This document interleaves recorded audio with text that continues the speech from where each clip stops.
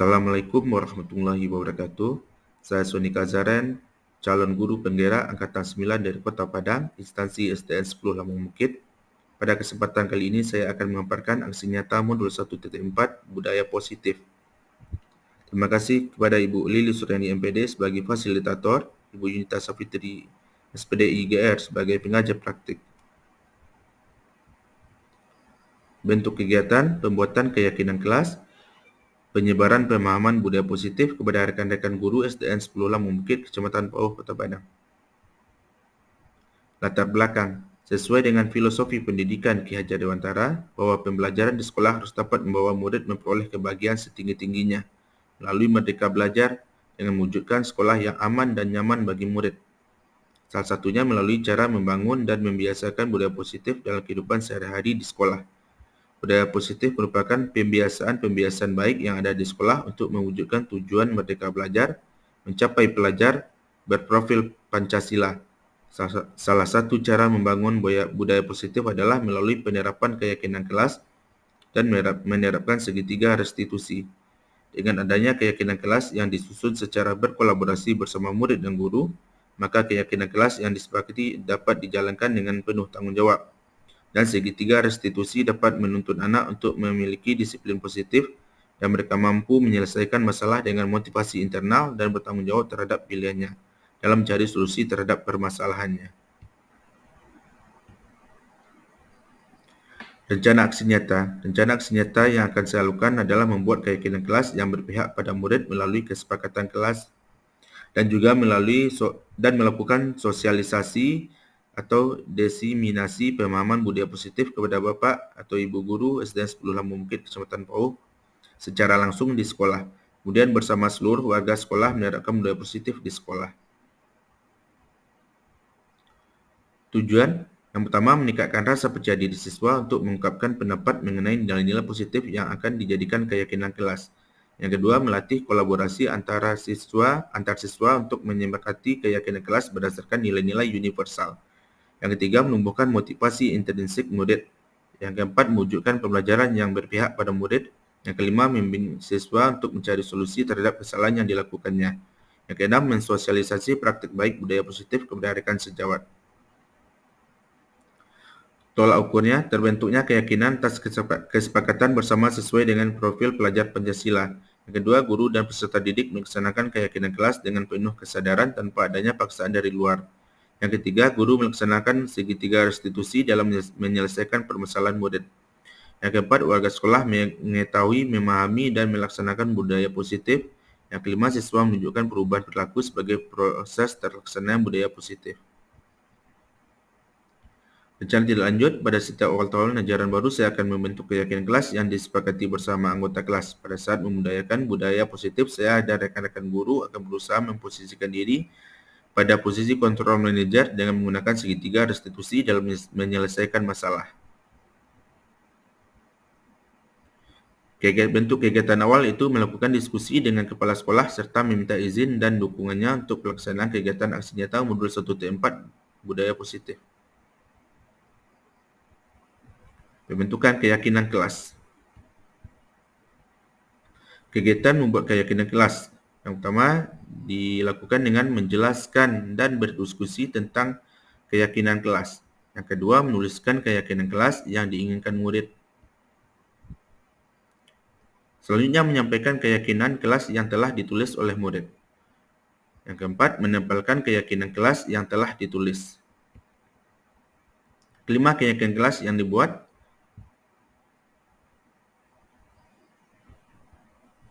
Keyakinan kelas 6B, mata pelajaran PJOK. Pertama, jujur. Yang kedua, disiplin.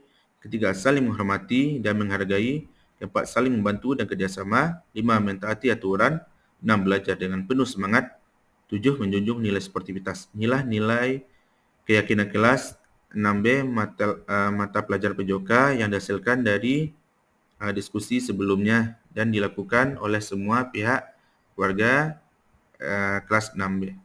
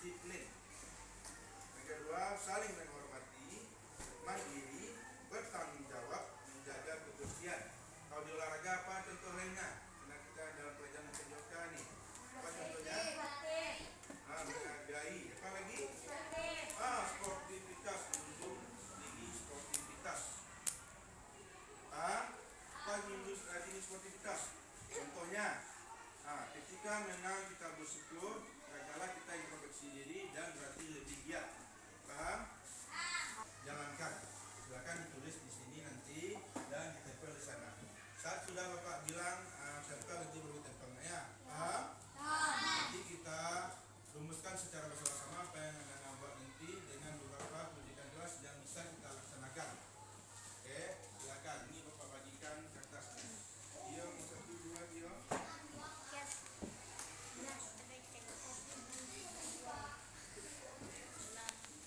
Tukar ke belakang dulu. Bagi 2 orang.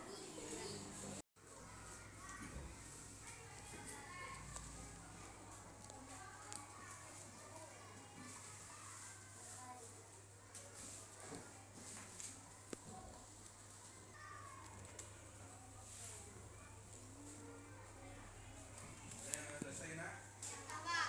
Oke, Habib silakan tempel ke depan Habib apa yang Habib inginkan. Silakan baca terlebih dahulu. Baca berkeraskan. Disiplin, menghormati, menghargai, bertanggung jawab, menjaga kebersihan, sportivitas. Oke, tepuk tangan untuk Habib nak. Tepuk tangan untuk Habib. Tepu ampu. Ampu suka. Ampu tidak. 2 ampu. 1. Oke, ini Habib. Bukan disiplin, menghormati, menghargai, menjawab. Lanjut.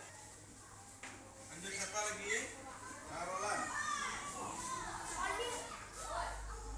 Roland. Saling menghargai teman. Sampah pada tempatnya. Saling tolong menolong. Jiwa sportivitas, bertanggung jawab atas apa yang dilakukan, jujur terhadap diri sendiri maupun orang lain. Oke, mantap Roland. Silakan Pak Roland. Oke. Baik, ini juga kita memposisikan seperti apa?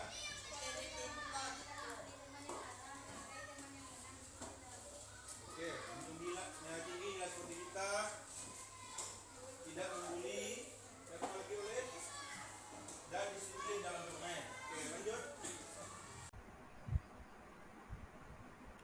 Penyebaran pemahaman budaya positif pada rekan-rekan guru SDN 10 Lambung Bukit, Kecamatan Pauh, Kota Padang. Alhamdulillahirrabbilalamin. Wassalatu wassalamu ala asrafil anbiya'i wal mursalin wa ala alihi washabihi rasulillahi ajma'in. Pertama sekali, marilah kita panjatkan puji syukur atas kehadirat Allah Subhanahu wa Ta'ala yang telah melimpahkan rahmat karunia-Nya kepada kita semua, sehingga pada kesempatan ini kita bisa berkumpul bersama pada kegiatan pada siang hari yang cerah ini. Begitu juga salawat dan salam tak bosan-bosannya kita hadiahkan kepada pucuk junjungan umat Islam sedunia, yakninya Nabi besar Mustafa Muhammad Sallallahu Alaihi Wasallam. Allahumma shalli ala sayyidina Muhammad wa ala alihi. Yang sama-sama kita hormati Bapak Ibu Majelis Guru beserta pegawai SDN 10 Lambung Bukit, teristimewa kepada Bapak Sony selaku peserta CGP Angkatan 9 yang pada saat ini akan menampilkan presentasi tentang menyebarkan pemahaman dan pengalaman penerapan budaya positif. Sebelum kita memasuki acara inti, marilah kita minta sepatah dua patah kata dari Ibu Sori untuk selaku mewakili Bapak Kepala Sekolah. Kepada Ibu kami persilakan.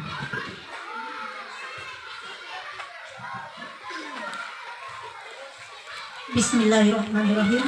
Assalamualaikum warahmatullahi wabarakatuh.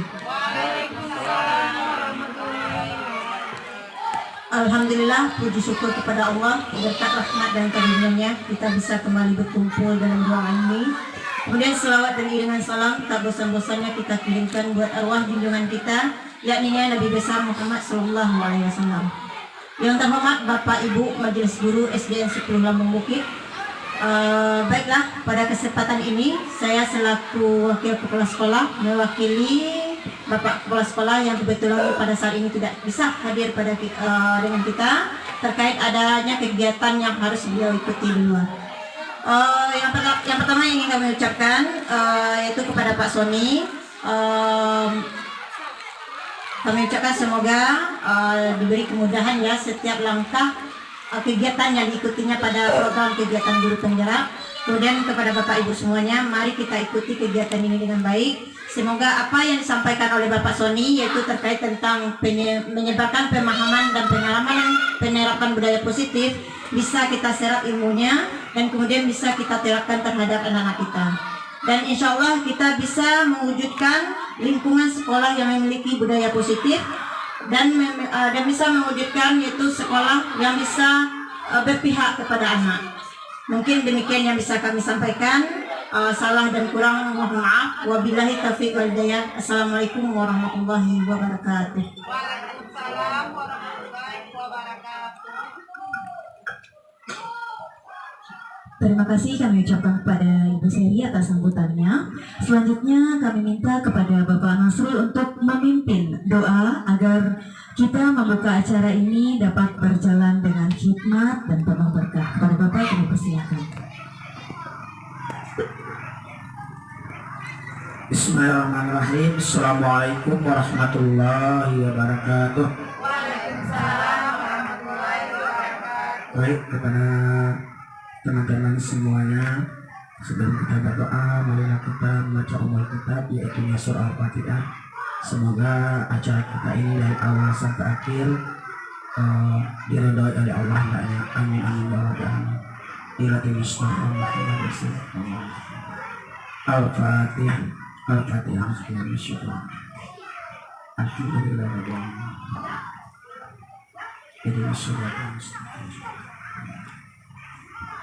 Na'udzubillahi minasyaitonirrajim. Bismillahirrahmanirrahim. Alhamdulillahirabbil alamin wassalatu wassalamu ala asyrafil anbiya'i wal mursalin wa ala alihi wa sahbihi rasulillahi ajma'in.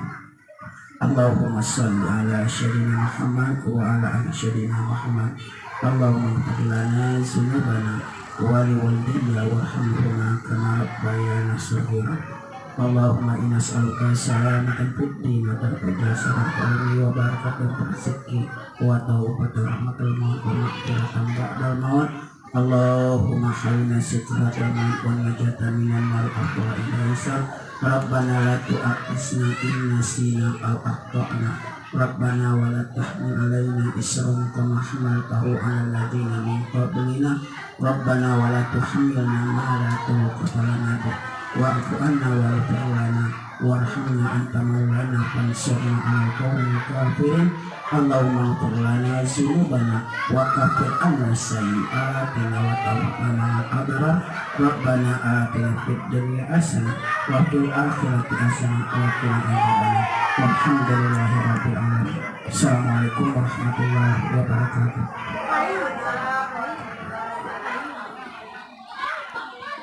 Terima kasih kami ucapkan kepada Bapak Nasrul. Baiklah, selanjutnya langsung saja marilah kita simak bersama pemaparan materi tentang menyebarkan pemahaman dan pengalaman penerapan budaya positif yang pada hari ini akan langsung disampaikan oleh Bapak Sony Kazaren. Kepada Bapak Sony Kazaren kami persilakan. Warahmatullahi wabarakatuh. Alhamdulillahirabbil alamin wassalatu wassalamu ala asyrafil anbiya'i wal mursalin wa ala alihi washabihi rasulillahi ajma'in. Puji dan syukur marilah kita panjatkan kehadirat Allah Subhanahu wa taala yang mana telah melimpahkan rahmat dan karunia kepada kita semua sehingga kita dapat berkumpul pada kesempatan kali ini untuk mempresentasikan menyebarkan pemahaman dan pengalaman penerapan budaya positif. Salawat dan salam tidak lupa kita ajarkan kepada junjungan kita Rasulullah Muhammad sallallahu alaihi wasallam. Allahumma sholli ala Muhammad wa ala ali Muhammad. Bila Bapak Ibu semua, terima kasih atas kehadirannya dalam mengikuti presentasi penyebaran pemahaman dan pengalaman penerapan budaya positif ini. Oke, Bu Ref. Oke, konsep utama yang akan disampaikan pada kesempatan kali ini yang pertama adalah perubahan paradigma belajar, yang kedua disiplin positif, yang ketiga motivasi perilaku manusia, yang keempat kebutuhan dasar manusia, yang kelima posisi kontrol restitusi, 6 keyakinan kelas, 7 segitiga restitusi. Perubahan paradigma belajar. Pembelajaran dengan paradigma baru dirancang berdasarkan prinsip pembelajaran yang terdiferensiasi, sehingga setiap siswa belajar sesuai dengan kebutuhan dari tahap perkembangannya untuk mewujudkan profil pelajar Pancasila. Salah satu perubahan paradigma baru dalam belajar yaitu membangun budaya positif di lingkungan sekolah. Sekolah dapat menyediakan lingkungan yang positif, aman, dan nyaman agar siswa mampu berpikir, bertindak, dan mencipta dengan merdeka, mandiri, dan bertanggung jawab. Umumnya disiplin sangat berkaitan dengan kontrol dulu terhadap siswa. Oke, kita praktekkan, mungkin bisa dicoba dengan teman di samping kedua Bapak Ibu. Yang satu menjadi A, yang satu menjadi B. Yang A, silakan. Ikuti bawahnya. Anda, teman Anda akan melakukan kegiatan cobalah buka. Anda adalah A. Salah satu dari Bapak Ibu bertindak sebagai A. Cobalah buka. Tugas Anda adalah mengepalkan salah satu tangan Anda. Coba Anda bayangkan bahwa Anda menyimpan sesuatu yang sangat berharga. Apa yang paling berharga bagi Bapak Ibu? Itu yang Bapak Ibu genggam sekarang. Yang A. Anda perlu menjaga benda tersebut sekuat tenaga Anda, karena begitu pentingnya untuk kehidupan Anda.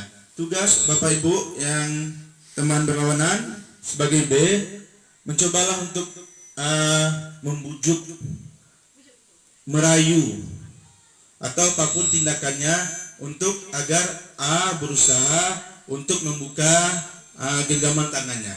Coba praktekkan Bapak Ibu. Bujukan yang dilakukan untuk membukanya.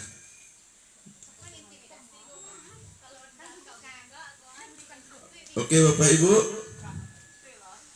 Oke, selesai. Nah, bagian Bapak Ibu mempunyai masing-masing prinsip di sana. Apakah Bapak Ibu mau membukanya atau tidak? Itu ada kontrol pada diri Bapak Ibu sendiri. Oke, teori kontrol yang dipaparkan oleh Dr. William Glasser, seorang psikiater dan pendidik. Dr. William Glasser dalam kontrol teori yang kemudian hari berkembang dan dinamakan dengan choice theory, meluruskan beberapa miskonsepsi tentang makna kontrol. Ilusi guru mengontrol murid. Pada dasarnya kita tidak dapat memaksa murid untuk berbuat sesuatu jikalau murid tersebut memilih untuk tidak melakukannya, seperti yang Bapak Ibu lakukan tadi. Bagaimanapun orang memaksa kita, merayu kita, tapi jika dikontrol diri kita mengatakan tidak membuka, itu pada prinsip kita kembali, berarti tidak akan kita buka. Walaupun tampaknya guru sedang mengontrol perilaku murid, hal demikian terjadi karena murid sedang mengizinkan dirinya untuk dikontrol. Saat itu bentuk kontrol guru menjadi kebutuhan dasar yang dipilih murid tersebut. Teori kontrol menyatakan bahwa semua perilaku memiliki tujuan, bahkan terhadap perilaku yang tidak disukai. Ilusi bahwa semua penguatan positif, efektif, dan bermanfaat. Penguatan positif atau bujukan adalah bentuk-bentuk kontrol. Segala usaha untuk mempengaruhi murid agar mengulangi suatu perilaku tertentu adalah suatu usaha untuk mengontrol murid tersebut. Dalam jangka waktu tertentu, kemungkinan murid tersebut akan menyadarinya dan mencoba untuk menolak bujukan kita, atau bisa jadi murid tersebut menjadi tergantung pada pendapat sang guru untuk berusaha. Ilusi bahwa kritik dan membuat orang merasa bersalah dapat menguatkan karakter. Menggunakan kritik dan rasa bersalah untuk mengontrol murid menuju pada identitas gagal. Mereka belajar untuk merasa buruk tentang diri mereka. Mereka mengembangkan dialog diri yang negatif. Kadang-kala sulit bagi guru untuk mengidentifikasi bahwa mereka sedang melakukan perilaku ini, karena seringkali guru cukup menggunakan suara halus untuk menyampaikan pesan negatif. Walaupun sampaikan dengan suara yang halus, tapi bisa menampakkan hal yang negatif murid nantinya. Ya Bu Res, tapi terpendam di jiwa nanti itu. Oke, lanjut Bu Res. Ilusi bahwa orang dewasa memiliki hak untuk memaksa. Banyak orang dewasa percaya bahwa mereka memiliki tanggung jawab untuk membuat murid berbuat hal-hal tertentu. apapun yang dilakukan dapat diterima selama ada sebuah kemajuan berdasarkan sebuah pengukuran kinerja. Pada saat itu pula orang dewasa akan menyadari bahwa perilaku memaksa tidak akan efektif untuk jangka waktu yang panjang dan sebuah hubungan pengusaha akan terbentuk. Jadi kita walaupun kepada anak murid kita atau anak kita sendiri, ada hal yang harus kita jaga, itu kita tidak bisa untuk memaksakan. Karena setiap anak juga punya teori kontrol pada diri mereka. Kita masuk pada pemaparan disiplin positif. Disiplin positif merupakan unsur utama dalam terwujudnya budaya positif yang kita cita-citakan di sekolah kita. Dalam budaya kita, makna kata disiplin dimaknai dengan menjadi sesuatu yang dilakukan seseorang pada orang lain untuk mendapatkan kepatuhan. Kita cenderung menghubungkan yang kata disiplin dengan ketidaknyamanan. Jadi kita menganggap disiplin ini adalah untuk membuat seseorang patuh akan terbuat suatu tindakan kita yang agar anak mematuhi segala aturan. Ini tujuannya sebagai pendidik, tujuan kita adalah menciptakan murid yang memiliki disiplin diri sehingga mereka bisa berperilaku dengan mengacu pada nilai-nilai kebajikan universal dan memiliki motivasi intrinsik bukan ekstrinsik. Motivasi intrinsik sendiri itu motivasi dari dalam diri kita dan ekstrinsik dari luar. Disiplin positif pada dasarnya kita tidak dapat memaksa murid untuk berbuat sesuatu. Oke, lanjut Bu. Ini sudah tadi masih masuk. Dengan kata lain, seseorang yang memiliki disiplin diri berarti mereka bisa bertanggung jawab terhadap apa yang dilakukannya. Karena mereka mendasarkan tindakan mereka pada nilai-nilai kebajikan universal.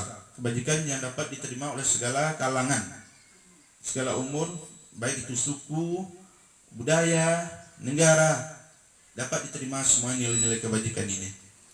Nilai-nilai kebajikan adalah sifat-sifat positif manusia, merupakan tujuan mulia yang ingin dicapai setiap individu. Jadi dengan menanamkan nilai-nilai kebajikan yang diyakini seseorang, maka motivasi intrinsiknya akan terbangun, sehingga menggerakkan motivasi dari dalam untuk dapat mencapai tujuan mulia yang diinginkan. Oke, kita masuk pada motivasi perilaku manusia, yaitu dorongan yang timbul pada diri seseorang secara sadar atau tidak sadar untuk melakukan sesuatu dengan tujuan tertentu. Yang pertama, untuk menghindari ketidaknyamanan atau hukuman. Yang kedua, untuk mendapatkan imbalan atau penghargaan dari orang lain. Yang ketiga, untuk menjadi orang yang mereka inginkan dan menghargai diri sendiri dengan nilai-nilai yang mereka percaya. Kebutuhan dasar manusia. Yang pertama, bertahan hidup.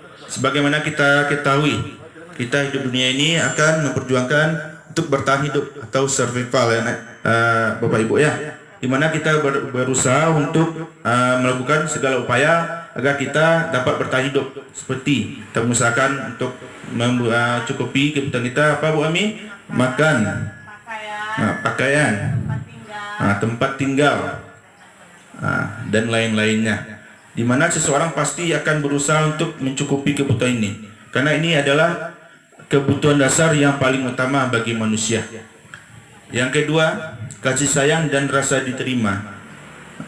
Kasih sayang, setiap orang pengen disayangi, pengen diterima oleh lingkungannya, oleh keluarganya, oleh lingkungan sosialnya, yang mana setiap orang akan merasa bahagia ketika merasa diterima, mendapatkan perlakuan yang baik dari orang lain. Itu merupakan kasih sayang dari sesama. Yang ketiga, penguasaan. Setiap orang ingin menguasai sesuatu yang mereka bisa kuasai. Yang empat, kebebasan. Kebebasan pada diri seseorang. Seseorang membutuhkan kebebasan, dapat melakukan apapun yang diinginkan, tapi masih dalam tahap dengan norma-norma yang berlaku. Selanjutnya, kesenangan. Kesenangan di sini yaitu setiap orang pengen meluapkan kesenangannya, merasa mendapatkan sensasi dari sebuah kesenangan. Oke, lanjut. Konsep disiplin dengan identitas gagal. Sini ada contohnya hukuman. Di sini cirinya itu yang pertama menyakitkan, merasa tidak nyaman, atau membuat murid takut, bersifat memaksa, murid menyembunyikan kesalahan, murid menjadi rendah diri. Ternyata juga di sini juga penghargaan juga bisa bersifat negatif ketika itu membuat tidak efektif, merusak hubungan atau sifat iri, mematikan kreativitas, menghukum dengan sistem ranking, merampas hak menghargai dirinya sendiri. Di sini kita ketahui dengan bisa mematikan kreativitas ketika sesuatu selalu diimbali dengan hadiah, sesuatu diimbali dengan penghargaan yang ketika saat penghargaan itu tidak dilakukan maka hilanglah kreativitas seseorang karena tidak ada rasa pengakuan, tidak ada rasa merasakan sesuatu yang membuat kita bangga. Di ketika itu tidak ada, itu akan menjadikan sebuah identitas yang gagal. Dan juga kita ketahui mungkin masih pro kontra ya tentang perankingan ini, karena di sini ada murid yang merasa tidak baik karena tidak mendapatkan ranking yang di atas atau sesuatu yang mereka tuju tadi. Oke, lanjut Bro. Stimulus respon dan teori kontrol. Ini contohnya di stimulus respon realitas kebutuhan kita sama. Di teori kontrolnya realitas kebutuhan kita berbeda. Semua orang melihat hal yang sama. Pada teori kontrol, setiap orang memiliki gambaran yang berbeda, mempunyai sudut pandang masing-masing tentang suatu perkara. Stimulus respon, kita mencoba mengubah orang agar berpandangan sama dengan kita. Sedangkan pada teori kontrol, kita berusaha memahami pandang orang lain tentang dunia. Jadi kita tidak melihat dari satu sisi atau memaksakan pandang kita pada orang lain, tapi kita berusaha memahami pandang orang lain tentang hal yang berbeda. Pada stimulus respon, perilaku buruk dilihat sebagai suatu kesalahan. Sedangkan pada teori kontrol, semua perilaku memiliki tujuan. Jadi pada stimulus respon, perilaku buruk langsung sebagai sebuah kesalahan. Sedangkan pada teori kontrol ini, semua perilaku pasti ada tujuannya, kenapa ini bisa dilakukan. Dan kita tidak bisa langsung menjudge itu sebuah kesalahan. Lanjutnya, orang lain mengontrol saya. Sedangkan pada teori kontrol hanya diri sendiri yang mengontrol diri kita sendiri. Hanya diri kita sendiri yang bisa mengontrol diri kita sendiri. Selanjutnya, pada stimulus respon saya bisa mengontrol orang lain. Sedangkan pada teori itu pada stimulus respon Bapak Ibu ya. Sedangkan pada teori kontrol Anda tidak bisa mengontrol orang lain. Jadi pada stimulus respon kita menganggap kita bisa mengontrol orang lain, padahal pada teori kontrol itu kita tidak bisa mengontrol orang lain. Lanjut, pemaksaan ada pada saat bujukan gagal. Di sini ada pemaksaan ketika bujukan kita gagal. Sedangkan pada teori kontrol, kolaborasi dan konsensus menciptakan pilihan-pilihan baru. Jadi ketika kita melakukan kolaborasi, ketika hal yang kita inginkan tidak tercapai, kita membuat pilihan-pilihan baru. Lanjutnya, model berpikir menang atau kalah pada stimulus respon. Dan pada teori kontrol, kita mencari win-win solution, itu model berpikir yang saling menguntungkan, menang-menang.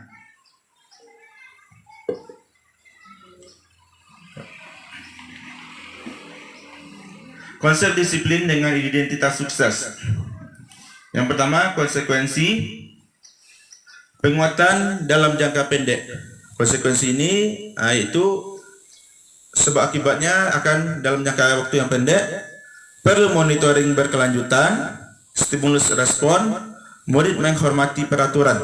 Ini sesuatu tentang apa yang dilakukan, apa yang akan didapatkan nanti. Selanjutnya, kehilangan waktu untuk merenungi kesalahan. Sedangkan pada restitusi, murid bertanggung jawab untuk perilakunya.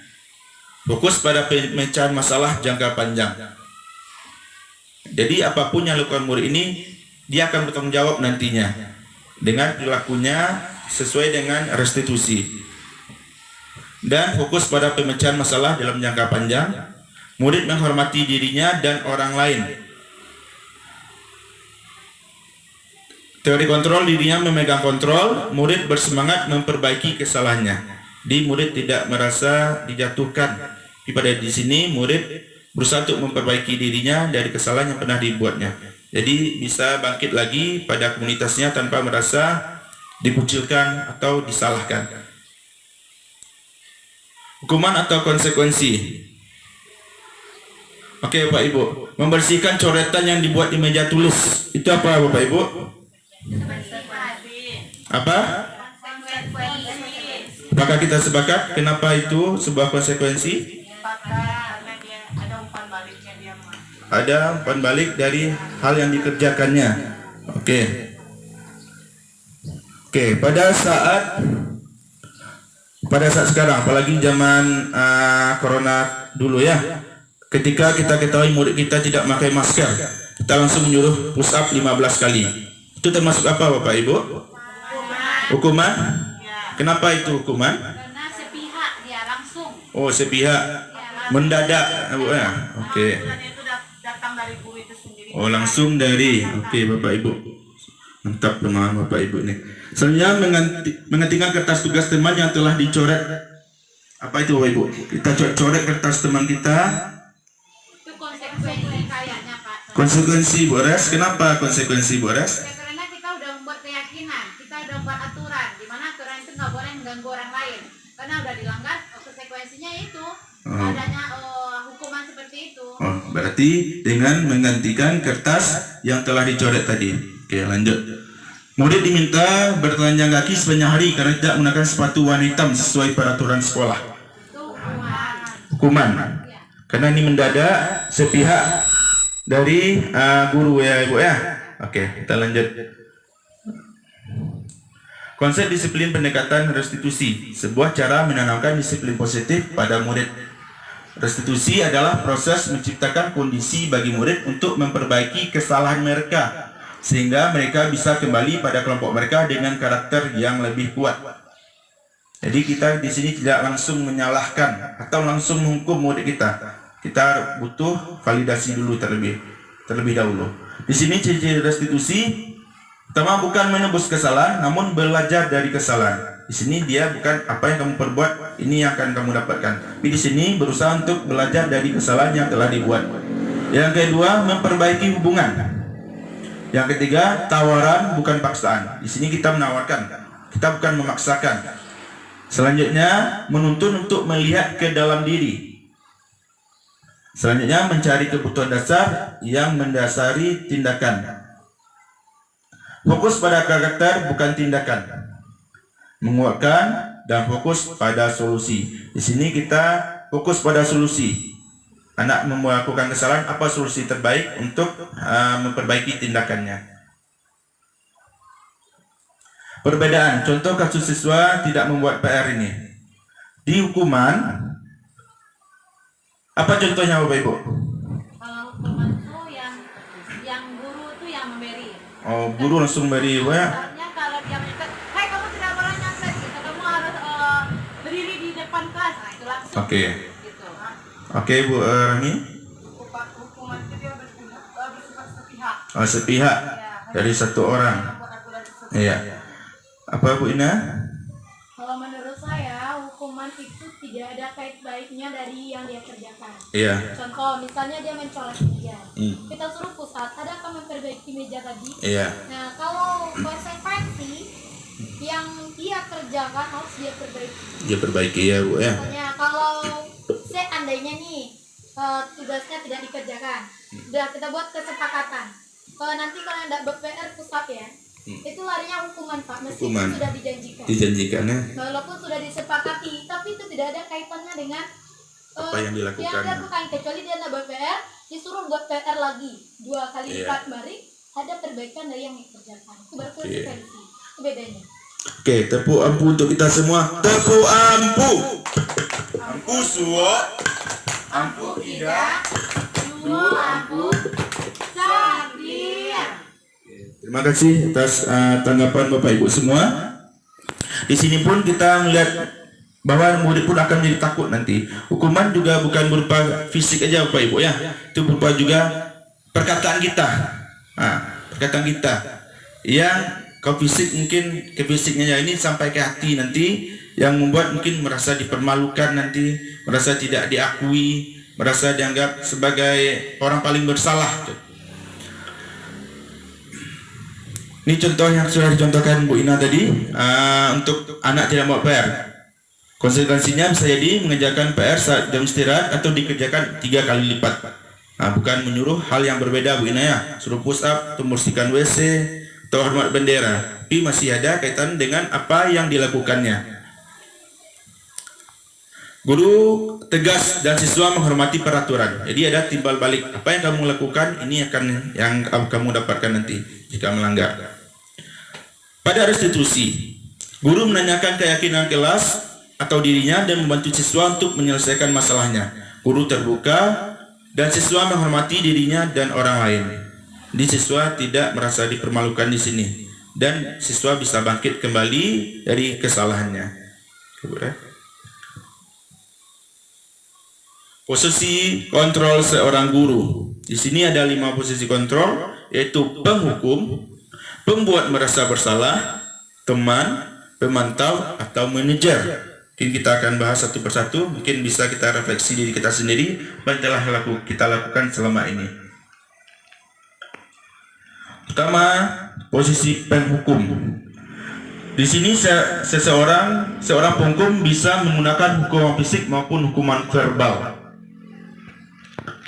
Orang-orang yang menjalankan posisi penghukum senantiasa mengatakan bahwa sekolah memerlukan sistem atau alat yang dapat lebih menekan murid-murid lebih dalam lagi. Guru yang menerapkan posisi penghukum akan berkata, salah satu perkataan sering dilakukan oleh posisi penghukum, patuhi aturan saya atau awas. Jadi ada ancaman, ada tekanan di sana. Yang kedua, kamu selalu salah. Langsung menjudge anak kita langsung salah. Yang ketiga, pasti selalu yang terakhir selesai. Kamu terus yang selalu terakhir selesai. Di sini kita langsung menjatuhkan anak, menjudge anak kita, membuat mereka seakan-akan yang paling bersalah di dunia ini. Lanjut, ciri-cirinya guru seperti ini senantiasa percaya hanya ada satu cara agar pembelajaran bisa berhasil, yaitu cara dia sendiri yang akan menyelesaikan permasalahan ini. Yang kedua, penghukum. Sering seperti yang saya lakukan tadi. Itu nada tinggi, mungkin mata melotot, mungkin urat-urat lehernya keluar, dan menunjuk atau menghardik, atau bisa berkata kasar malah tidak sesuai dengan kesalahan yang dibuat oleh murid tadi. Ini terlambat lagi, pasti terlambat lagi, selalu datang terlambat, kapan bisa datang tepat waktu. Jadi kita menekan terus anak ini dengan perkataan kita yang keras, atau bahkan bisa jadi kata-kata yang kasar keluar. Pak Soni, Oke. tidak mendengarkan alasan dari anak ini dulu ya Pak? Bagus Bu Ami. Berarti kadang kita tidak mendengarkan apa yang alasan dari murid kita. Kita langsung menjudge anak, kita langsung memberi image yang buruk pada anak, tanpa kita tahu kenapa alasan dia terlambat, apa yang membuat ia terlambat. Kita langsung tanpa ada penjelasan yang harus kita dengar, kita langsung menghukum anak. Selanjutnya, bagaimana perasaan murid bila guru berbicara seperti itu pada saat muridnya datang terlambat? Seandainya nih Bapak Ibu, kita yang jadi murid, kita diperlakukan seperti itu di depan orang ramai, di depan teman-teman, di depan Bapak Ibu guru lainnya, atau bahkan mungkin di depan wali murid yang ada di sekolah kita. Bagaimana perasaan kita Bapak Ibu? Bagaimana Bu? Mungkin jika kita berada di posisi siswa tersebut, kita akan merasa dongkol karena kita merasa tidak diberi kesempatan untuk menjelaskan kenapa kita terlambat atau berbuat suatu hal yang tidak disukai guru. Ada lagi Pak Ibu? Bagaimana Bu Rama? Mungkin kalau saya di posisi murid tersebut, mungkin saya merasa dendam terhadap guru tersebut karena dia tidak mau menerima alasan atau tidak mau mendengarkan alasan dari saya. Mungkin ada lagi Pak Ibu berbagi pengalaman mungkin terkait hukuman ini, mungkin di masa sekolahnya dulu tanpa dengan sepihak guru mungkin menjudge kita dengan perkataan atau hal-hal yang tidak kita inginkan. Mungkin ada Pak Ibu berbagi pengalaman. Oke Bu Ina. Kalau saya yang pernah merasakan itu, saya pun ngelabel gurunya. Saya label gurunya. Oh ini apa nafas berang, nah itu seperti itu. Jadi saya juga ngelabel bapak ini nggak welcome sama kita seperti itu Pak. Jadi saya pun tidak suka dengan gurunya jadinya. Efeknya saya juga malas belajar seperti itu. Terima kasih Bu Ina ya. Jadi murid melabel, guru melabel murid, murid pun akan balik melabel kita sebagai guru. Bahkan itu melekat. Mungkin saat kita udah tamat, itu bapak galak ya, itu bapak killer, atau ibu killer, pasti teringat terus sama kita. Karena tanpa disadari itu di alam bawah sadar kita sudah mungkin jangankan untuk belajar melihat guru tersebut mungkin sudah malas rasanya. Ini harus kita hilangkan Bapak Ibu. Yang selanjutnya, hasil dari penghukuman biasanya kemungkinan murid marah dan menendam atau bersifat agresif. Seperti yang disampaikan Bu Rama tadi, bisa jadi sesudah kembali duduk murid tersebut akan mencoret-coret bukunya atau meja tulisnya. Lebih buruk lagi, hal yang dia apakan namanya? Dia lampiaskan. Sepulang sekolah murid melihat motor tumbuh. Ini mungkin sering juga. Mungkin ada beberapa sekolah saya lihat atau ada beberapa kejadian murid mengempaskan ban motor gurunya, atau bahkan kita lihat sekarang ada beberapa kejadian di media sosial kita tengok berbuat hal yang buruk pada gurunya. Padahal kesalahannya kecil, tadi awal dianggap kecil oleh guru, tapi tidak tahu psikologi murid setelah kejadian tersebut. Oke Bu Ren. Selanjutnya posisi kontrol, merasa bersalah.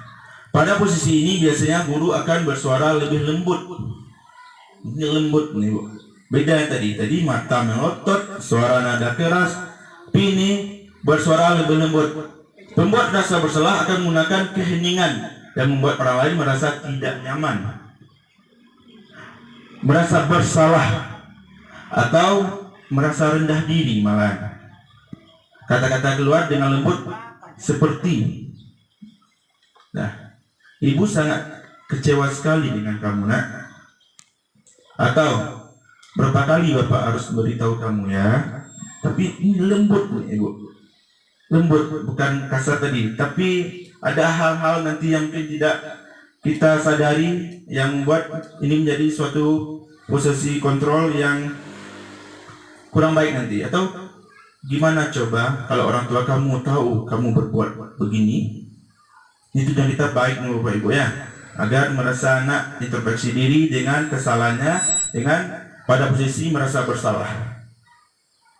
Menurut Bapak Ibu, ketika anak murid kita bilang seperti kalimat yang saya contoh tadi, apa yang ada pada diri anak murid kita? Oke, Bu. Mungkin ketika posisi kontrol kita berada di pembuat merasa bersalah ini, kita bisa mematikan rasa percaya diri siswa. Contohnya bisa jadi misal ada di beberapa kasus Pak Sony, mungkin ada anak ini yang sudah di kelas tinggi tetapi dia selalu tidak mengerjakan PR-nya, tugas-tugasnya tidak dikerjakannya. Terus gurunya tuh berkata, berapa kali ibu harus kasih tahu kamu lagi tidak bikin PR lagi, tanpa ada conclusion, tanpa ada penyelesaian masalah. Ternyata setelah ditelusuri lebih lanjut, anak ini tidak mengerjakan PR-nya tuh karena dia mungkin tidak bisa membaca atau memang tidak paham sama sekali. Tapi karena gurunya hanya langsung menjudge anak itu pemalas, tidak mau mengerjakan, berkali-kali ibu ulang, malulah kamu sama orang tua kamu. Jadi merasa, aduh saya emang memalukan orang tua ya, jadi saya memang bodoh kali ya. Mungkin itu bisa mematikan rasa percaya diri anak. Terima kasih Bu Ren.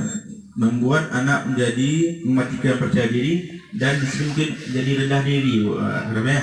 Oke Bapak Ibu lagi. Oke. Bu Ras, ini pernah saya alami Bu Ras, rasanya feedback kembali. Di masa sekolah, saya pernah dibisikkan oleh guru. Ina, kamu masa nggak bisa ini bahasa Inggris ini terus? Malulah kamu, mama kamu guru. Nah, seperti itu katanya Pak Son. Walaupun ibu gurunya menggunakan bahasa yang lunak, yang santun, tetapi ini membuat saya rendah diri. Apa efeknya? Sampai saya kuliah, saya tidak mau melakukan eksplorasi diri saya dengan bahasa Inggris. Nah, jadi saya tidak mau melakukan bagaikan kata dalam tempurung gitu. Tetap dalam perkataan ibu tadi. Saya nanti akan bikin kecewa. Semakin saya bekerja, semakin saya keluar dari zona nyaman saya akan buat malu orang tua saya, hingga akibatnya Pak, ini membuat saya tidak ada kemampuan untuk memperbaiki diri. Seperti itu. Terima kasih. Assalamualaikum warahmatullahi wabarakatuh. Terima kasih Bu Ina, mungkin pernah merasakan ya. Oke, dari kita pelajari pengalaman Bu Ina tadi. Di sana dibisikkan pada Bu Ina dengan lemah lembut. Nah, kenapa ini aja kamu tidak bisa? Tapi di sini juga ini membawa ke orang tua kita. Ibu kamu guru. Ini membuat gimana kita merasa bersalah, merasa seakan-akan kita ini orang paling tidak bisa nih di dalam bahasa Inggris. Apalagi dengan bisikan nih orang tua, apalagi orang tua kita tahu orang yang paling kita hormati di dunia ini. Kita merasa mengecewakan orang tua kita, tapi di satu lain kita tidak mau lagi belajar karena bisikan tadi, bisikan yang membuat kita merasa benar-benar merasa bersalah atas ketidakmampuan kita pada saat itu, Bu Ina. Mungkin kalau dimotivasi, mungkin Bu Ina sekarang udah ahli atau dosen bahasa Inggris atau dubes mungkin sekarang di luar nih. Oke, masih ada lagi nih Pak Ibu sharing kita. Ada Bu terkait membuat merasa bersalah. Terima kasih Pak Sony. Mungkin di sini jika ada anak seperti itu kan mungkin dia menangis. Dia berada pada titik terlemahnya karena teringat dia akan orang tuanya di rumah, lalu dia tidak bisa hal yang semudah itu tidak bisa dilakukannya. Mungkin dia berada pada titik terendah, dia hanya bisa menangis. Dan mungkin jika ada pelajaran itu lagi atau misalnya pelajaran matematik, dia tidak akan mau lagi untuk dia akan asal-asalan menulis atau asal-asalan menjawab pertanyaan tersebut karena dia sudah dibikin bagaimana menjadi yang tidak bisa gitu. Sudah bisa dihakimi. Terima kasih Pak Sony. Ya, terima kasih kepada Bapak Ibu semua. Tepuk ampu lagi untuk kita semua Bapak Ibu. Tepuk ampu. Ampu suwo. Ampu kida. Dua ampu santi. Masih semangat Bapak Ibu? Oke, kita tepuk semangat Bapak Ibu. Tepuk semangat.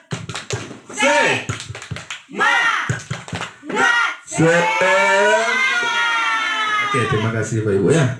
Telah berbagi pengalaman juga. Kita lanjut yang posisi kontrol ketiga, Bu Ra. Posisi kontrol ketiga itu posisi teman. Pada posisi ini guru tidak akan menyakiti murid, namun akan tetap berupaya mengontrol murid melalui persuasi. Posisi teman pada guru bisa negatif ataupun positif. Posisi ini di sini berupa hubungan yang baik yang terjalin antara guru dan murid. Guru di posisi teman menggunakan hubungan yang baik dan humor mempengaruhi seseorang. Mereka akan berkata lebih kurang seperti ini Bapak Ibu. Ayo bantulah demi Bapak ya. Ayo ingat tidak bantuan Bapak. Ayo ingat tidak bantuan Bapak selama ini. Ingat nggak dengan bantuan Bapak selama ini? Tahu ya sudah kali ini tidak apa-apa. Nanti Ibu bantu bereskan. Menurut Bapak Ibu ini biasanya pada jenjang tertentu ini akan berbeda penerapannya. Mungkin kita pada SD kita menganggap kita murid-murid kita sebagai teman. Dan pada jenjang SMA apalagi ini. Mungkin udah sama besar aja kita sama murid nih. Bagaimana tanggapan Bapak Ibu dengan kalau posisi kita pada penerapan posisi pada posisi teman ini? Mungkin ada tanggapan Bapak Ibu? Bagaimana Ibu mengatakan terlalu akrab dengan murid bagaimana? Oke Bu Ras, terima kasih Bu Ras. Terima kasih Pak Sony atas kesempatannya. Saya mencoba ya Pak Sony ya. Kalau kita menjadi teman ini ibarat kita merangkul anak kita. Merangkul, memberi kenyamanan, memberikan sebuah hal yang nyaman bagi murid untuk dia berkeluh kesah nantinya. Tapi ada juga yang tidak baiknya di dalam kita sebagai teman kepada murid. Karena dia tidak merasa nggak menghargai guru, jadinya akan sama menyamaratakan jadinya akhirnya nanti. Ada anak yang bisa mekat bahwa ini seorang guru yang harus dihormati, yang harus disegani, yang harus yang diposisikan dia sebagai guru gitu. Karena ada juga anak karena dia udah jadi teman, ya udah disamaratakannya aja. Seperti itu Pak Sony kalau menurut saya. Masih ada lagi Pak Ibu? Oke, Bu Septi. Baik, terima kasih kesempatannya Pak Sony. Kalau menurut saya, posisi kontrol sebagai teman ini juga ada manfaatnya di kelas, apalagi di kelas rendah ya Pak Sony, apalagi kita di SD. Kalau di kelas 2 contohnya, supaya anak itu lebih termotivasi dia mengerjakan tugas-tugas yang diberikan, kita kasih didekati dia dulu. Sini nak, ayo cepat kerjakan, kita mau lagi nanti ada sesuatu nanti akan kita kerjakan untuk selanjutnya gitu. Dia termotivasi gitu dengan pendekatan kita. Seperti itu Pak Sony. Ya, terima kasih. Terima kasih Bu Septi. Wina masih ada? Oke. Wina. Baik, tambahan lagi Pak Sony. Ini kayaknya mic-nya nggak bersahabat dengan saya, nggak apa-apa lah. Baik, untuk posisi kontrol teman ini ada sisi positif dan negatifnya. Seperti yang disampaikan Bu Septi, mungkin anak itu dekat dengan Mira, mungkin ada rasa segannya. Nah, negatifnya itu ketika guru lain datang nih menasihati ke yang benar atau yang disepakati di kelasnya, atau gurunya sudah nggak ada di kelas, atau ada pertemuan lainnya digantikan oleh guru lainnya, atau guru bidang studi yang masuk. Nah, karena dia hanya yakin, hanya baik hubungannya dengan gurunya tadi, dia anggap guru lainnya tidak bisa dipercaya atau tidak bisa buat nyaman atau tidak bisa seperti ibu gurunya. Jadi ini efek negatifnya, anak murid kita ini hanya bergantung dengan ibu guru yang satu tadi. Dia percaya ketika sama bu guru nih, saya dibantu nih. Saya seperti teman, kalau teman tahu ya, bisa ngomong yang sesuai di hatinya. Dia ketika sama guru yang baru atau guru lainnya, dia tidak bisa seperti itu. Ketika diberikan pengarahan, dia tidak paham atau tidak masuk ke dalam pikirannya atau tidak lakunya seperti itu. Terima kasih Bapak Ibu semuanya. Ya, sebagaimana kita ketahui ini mempunyai ibarat dua mata pisau nih, ada positif dan negatifnya. Pertama, hal positif, kedekatan kita dengan murid itu akrab. Bahkan bercerita dia lebih lapang kepada kita bercerita. Dia lebih nyaman. Bahkan kata orang yang mungkin wali murid sering kita bilang, dia lebih percaya pada gurunya daripada orang tuanya. Tapi pada sisi lain, mungkin anak tidak tanpa guru yang dimaksud tadi, anak kurang terbuka, kurang nyaman, bahkan mungkin kurang menghormati nanti karena dia hanya nyaman pada satu murid, pada satu guru. Dan bisa jadi juga sisi negatifnya juga mungkin rasa segannya mungkin kurang pada guru yang bukan guru yang dia minati atau guru yang dia akrabi. Oke, lanjut Bu Raf. Oke, kita sampai pada posisi pemantau. Di sini memantau berarti mengawasi. Pada saat kita mengawasi, kita bertanggung jawab atas perilaku orang-orang yang kita awasi. Posisi pemantau berdasarkan pada peraturan dan konsekuensi. Dengan menggunakan sanksi atau konsekuensi, kita dapat memisahkan hubungan pribadi kita dengan murid. Sebagai seorang menjalankan posisi pemantau, pertanyaan yang diajukan seorang pemantau yang seringkali yaitu, peraturannya apa? Apa yang telah kamu lakukan? Sanksi atau konsekuensinya apa? Nah, di sini ada seperti tadi, guru ini berpatokan pada peraturan kelas, pada tindakan yang sesuai. Kalau ini peraturannya, ini hukumannya. Mungkin ada tanggapan Bapak Ibu terhadap posisi memantau? Oke, Bu Ina.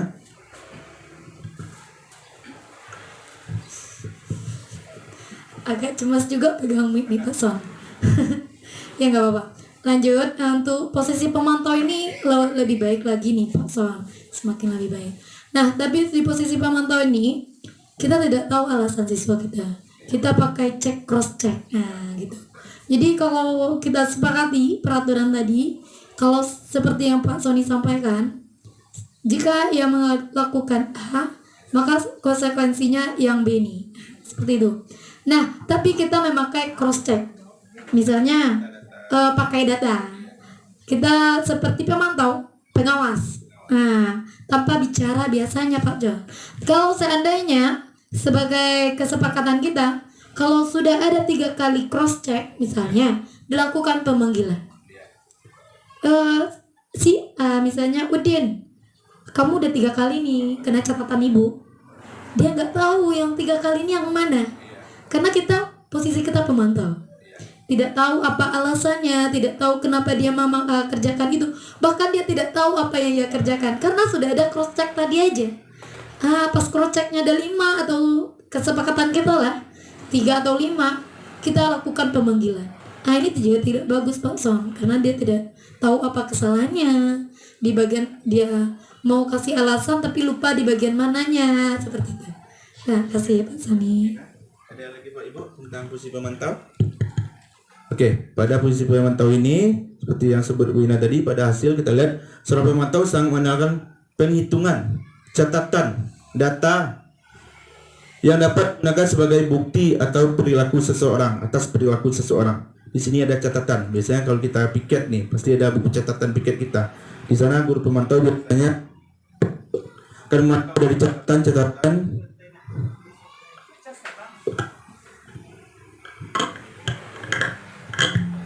Tes. Biasanya posisi speaker kita mau habis baterai. Pada posisi pemantau menggunakan data-data atau di sini juga punya pengawasan yang ketat terhadap suatu pelanggaran, suatu perilaku yang mana ada konsekuensi yang harus dijalankan di sini. Posisi pemantau sendiri berawal dari teori stimulus respon yang menunjukkan tanggung jawab guru dalam mengontrol murid. Lanjut, kita sampai pada posisi terakhir, yaitu posisi manajer. Posisi terakhir yaitu posisi manajer adalah posisi di mana guru berbuat sesuatu bersama dengan murid, mempersilahkan murid mempertanggungjawabkan perilakunya, mendukung murid agar dapat menemukan solusi atas permasalahannya sendiri. Seorang manajer telah memiliki keterampilan di posisi teman maupun pemantau, dan dengan demikian bisa jadi di waktu-waktu tertentu kembali kepada kedua posisi tersebut bila diperlukan. Namun, bila kita menginginkan bahwa murid kita menjadi manusia yang merdeka, mandiri dan bertanggung jawab, maka kita perlu mengacu pada restitusi yang dapat menjadikan murid kita seorang manajer bagi dirinya sendiri. Di manajer, murid diajak untuk menganalisis kebutuhan dirinya maupun kebutuhan orang lain. Di sini penekanan bukan pada kemampuan membuat konsekuensi, namun dapat berkolaborasi dengan murid bagaimana memperbaiki kesalahan yang ada. Seorang manajer akan berkata, ini paling sering digunakan oleh seorang manajer, itu apa yang kita yakini. Ini berarti kembali kepada keyakinan kelas yang telah dibentuk. Apakah kamu meyakininya? Berarti keyakinan kelas yang dibentuk apakah diyakini oleh murid tersebut? Jika kamu meyakininya, apakah kamu bersedia untuk memperbaikinya? Jika kamu memperbaiki hal ini, hal ini menunjukkan apa tentang dirimu. Soalnya apa rencana kamu untuk memperbaiki hal ini? Oke, lanjut Bu. Si manajer, nada suara tulus, bahasa tubuh tidak kaku, mendekat ke murid. Contoh di sini percakapan guru dengan murid bernama Adi. Adi, apakah kamu mengetahui jam berapa sekolah dimulai? Adi menjawab, tahu Pak, jam 7. Guru, ya, jadi kamu terlambat. Kira-kira bagaimana kamu akan memperbaiki masalah ini? Murid menjawab, saya bisa menanyakan teman saya Pak untuk mengejar tugas yang tertinggal. guru, baik itu bisa dilakukan. Apakah besok akan ada masalah untuk kamu agar bisa tepat waktu ke sekolah? Murid menyatakan, tidak Pak, saya bisa hadir tepat waktu. Oke, guru, baik, saya hargai usahamu untuk memperbaiki diri. Di sini pada posisi manajer, maka suara guru sebaiknya tulus, tidak perlu marah, tidak perlu meninggikan suara, apalagi menunjuk jari ke murid. Berkecak pinggang atau bersikap seolah menyesal, tampak sedih sekali akan perbuatan murid ataupun bersenda gurau menempatkan diri sebagai teman murid. Fokus pada murid bukan untuk membahagiakan guru atau orang tua. Murid sudah mengetahui adanya suatu masalah dan sesuatu yang terjadi. Bila guru mengambil posisi pemantau, guru akan melihat apa konsekuensi dari peraturannya. Namun pada posisi manajer, guru mengembalikan tanggung jawab pada murid untuk mencari jalan keluar permasalahan tertentu dengan bimbingan guru. Oke, bagaimana Bapak Ibu pada posisi manajer ini? Mungkin ada tanggapan Bapak Ibu posisi manajer ini? Mungkin ada Bu Ras tentang terkait posisi manajer? Terima kasih Pak Sony atas kesempatannya. Posisi dalam manajer ini sangat penerapannya sangat bagaimana ya Pak Sony ya?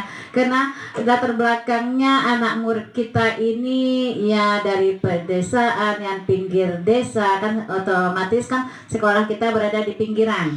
Otomatis berada di pinggiran, sikap anak, latar belakang anak pun berbeda-beda. Jadi kalau kita memakai posisi kontrol yang manajer itu bisa diterapkan dan tapi mempunyai hambatan-hambatan yang sangat besar sekali Pak Sony. Karena latar belakangnya ini tadi, latar belakang anak kita yang beragam ini tadi. Sehingga posisi kontrol yang seharusnya dimiliki oleh seorang guru itu banyak sekali hambatan, tapi kembali kepada niat kita sendiri. Kalau niat kita mau merubah bagaimana kebiasaan anak, budaya anak, keyakinan telah kita buat dengan ketulusan kita, tidak ada yang sulit kayaknya Pak Sony. Kami berharap supaya semoga pemaparan Pak Sony yang berikan tentang pencerahan tentang seorang posisi kontrol yang seorang manajer, insya Allah kami akan mencoba menerapkannya Pak Sony. Semoga bisa kami menerapkan ke anak murid kami dengan latar belakang yang berbeda yang tadi, Pak Sony. Terima kasih Pak Sony. Ada lagi ya Pak Ibu terkait posisi manajer? Oke, terima kasih kepada Bu Res. Kita telah mengetahui 5 posisi kontrol tadi Bapak Ibu, di mana ada kita flashback 5 posisi kontrol awal Bu Res. Oke, ada penghukum, pembuat merasa bersalah, teman-teman, posisi teman, pemantau, dan manajer. Mungkin kita refleksi diri kita, selama ini kita ada di posisi mana? Penghukum Bu Res. Kenapa penghukum merasa Bu Res sebagai penghukum? Mungkin bisa dijelaskan sedikit Bu Res? Terima kasih Pak Sony. Saya dengan pemaparan Pak Sony yang karena posisi kontrol seorang guru ini ada 5 poin. Terus saya memposisikan diri saya sebagai penghukum karena selama ini saya mungkin ilmunya yang belum dapat atau pengalamannya yang belum saya dengar ya Pak Sony ya. Saya berada di penghukum karena anak ini dengan latar belakangnya yang di pinggiran, ada pula ya nggak semuanya anak kita yang latar belakangnya yang mempunyai perilaku yang tidak bisa dikatakan atau yang kita tidak bisa kita nasihati, ada juga. Tetapi penghukum nih kalau anak ini kalau nggak dikeraskan dia nggak bergerak. Kalau kita tidak melotot pada dia atau sedikit kata menghukum ke dia itu tidak bekerja, dia tidak berubah gitu Pak Sony. Jadi karena kebiasaan tadi itulah saya nyamannya itu ke penghukum. Tapi setelah saya mendengar paparan Pak Sony tadi tentang posisi kontrol seorang guru yang baik bagaimana dengan adanya kiat-kiat kita memperbaiki kesalahan anak itu seperti apa, rasa saya bersalah sekali Pak Sony. Tidak harus sebagai seorang sebagai penghukum. Bisa saya menjadi seorang yang paling tinggi sekali yaitu manajer. Nah, gitu Pak Sony. Jadi saya sudah menyadari sekarang penghukum ini banyak merugikan ke anak ya. Ya Pak Sony ya. Karena kata Pak Sony pemaparan sebelumnya ini pembelajaran Ki Hajar Dewantara, pembelajaran yang selalu berpihak kepada murid. Gitu. Karena saya merasa banyak kurangnya jadinya Pak Sony. Karena saya sebagai seorang guru mengambil posisi kontrol sebagai penghukum, rasanya banyak kurangnya diri saya Pak Sony. Terima kasih Pak Sony atas pemaparannya tentang budaya positif ini. Oke, terima kasih Bu Res. Kita kasih tepuk ampuh untuk Bu Res. Tepuk ampuh. Ampuh suwo, ampuh kida, dua ampuh santi. Ya, Bu Res setelah melakukan refleksi pada dirinya selama ini lebih banyak pada penghukum Bu Resnya. Tapi setelah kita belajar Bu ya, proses kehidupan, kita mengetahui, dari belajar kita mengetahui bahwa selama ini mungkin ada kekurangan, ada hal yang belum tepat dengan sesuai proses Bu Resnya. Kita sama-sama, saya sendiri masih banyak kekurangan kalau untuk ini, nggak penghukum aja, mungkin pada posisi lain juga saya terapkan. Tapi di sini kita sama-sama belajar, sama-sama berefleksi diri kita untuk berusaha lebih baik lagi dari posisi kontrol ini. Bahkan kata Bu Res berusaha untuk mencapai posisi manajer, karena posisi manajer paling ideal di sana Bu Res ya. Mungkin ada lagi tanggapan Bapak Ibu atas refleksi diri terhadap posisi kontrol ini yang telah dilakukan selama ini. Baik, terima kasih Pak Sony. Mungkin di posisi kontrol sebagai guru kita sering menjadi penghukum. Kita anggap sebagai penghukum itu selesai dihukum, selesai masalah. Nah kalau udah hukum, anak udah takut, udah enggak. Kita berpikir bahwa anak itu tidak akan mampu lagi melakukan ini selanjutnya. Karena ketika masalah itu ada, kita lakukan penghukuman, langsung terhenti saat itu. Saat itu kita tidak mengingat imbalan balik setelah itu. Jika kita mau melanjut ke jenjang selanjutnya, membuat merasa bersalah teman pemantau sampai jenjang tertinggi manajer, itu kan membutuhkan waktu. Makanya kita sering menghukum langsung, begini, gitu ya. Kita langsung mengejatnya dengan kata-kata, langsung dengan tindakan. Maka kita selama ini sering menjadi seorang guru yang penghukum, dan saya pun pernah menjadi siswa yang dihukum. Nah, karena kita juga merasa seperti itu dulu. Semoga dengan kita memahami posisi kontrol guru ini, kita bisa belajar untuk menjadi posisi guru yang manajer, meskipun dengan membutuhkan waktu. Terima kasih Pak Sony. Assalamualaikum warahmatullahi wabarakatuh. Oke, tidak bosan-bosan Bapak Ibu semua. Tepuk ampuh. Ampuh suwo, ampuh kida, dua ampuh santi. Ya, oke. Ya, selama ini kita paling sering ini, saya pun secara pribadi sering merasa sebagai posisi penghukum, membuat merasa bersalah apalagi. Paling sering nih, nggak ingat orang tua kamu, bagaimana orang tua kamu cari duit biar kamu ke sekolah, bisa ke sekolah dengan baik, makan dengan baik. Apa dengan cara ini kamu balas? Paling sering nih. Tapi di sini kita berusaha untuk mengurangi, bahkan untuk meninggalkan pola-pola ini lagi Bapak Ibu. Atau juga posisi teman, akrab. Kita merasa dengan akrab anak kepada kita,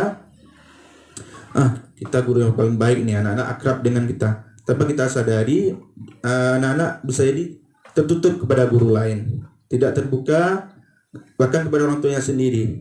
Bahkan itu kita berusaha untuk meningkatkan posisi kontrol kita pada posisi ideal. Oke, lanjut kita buat.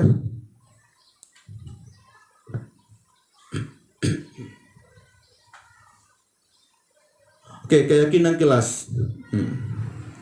Di sini mengapa keyakinan kelas, mengapa tidak peraturan kelas? Mungkin Bapak Ibu sudah pernah perbedaan peraturan kelas dengan keyakinan kelas sebelum bisa kita terangkan. Ada Bapak Ibu yang telah mengetahui apa itu perbedaan peraturan kelas dengan keyakinan kelas? Oke, Bu Ina. Bu Ina, alhamdulillah banyak belajar, banyak tahu, banyak bisa membagikan ilmu. Nah, baik, untuk keyakinan kelas itu hampir sama sih sama peraturan kelas, tetapi keyakinan kelas ini lahirnya dari siswa.